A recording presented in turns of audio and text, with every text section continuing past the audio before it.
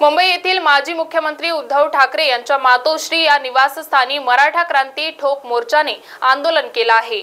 मराठा आरक्षणासंदर्भात त्यांनी त्यांची भूमिका स्पष्ट करावी यासाठी हे आंदोलन केलं गेलं।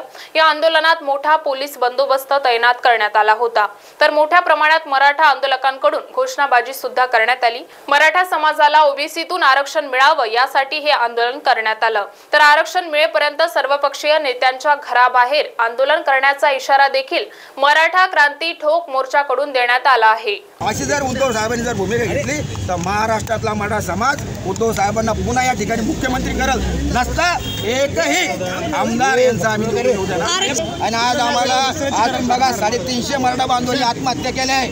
350 मराठा बांधवांनी आज मराठवाड्यात येऊन बघा तुम्ही कितीतरी मराठा बांधवांवर गुन्हे दाखल आहे। या मराठा आरक्षणासाठी आत्महत्या करून आज महाराष्ट्रातला मराठा तरुण आणि हे मस्तपैकी इकडे एसी मध्ये बसतात।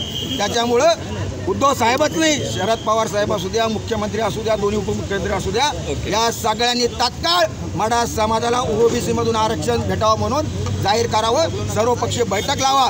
कारण आज तुम्ही बघताय महाराष्ट्रातला मराठा आज रस्त्यावर उतरतोय आणि सगळेचे सगळे या मराठा आंदोलनाचा राजकीय फायद्यासाठी याचा उपयोग करून घेतात।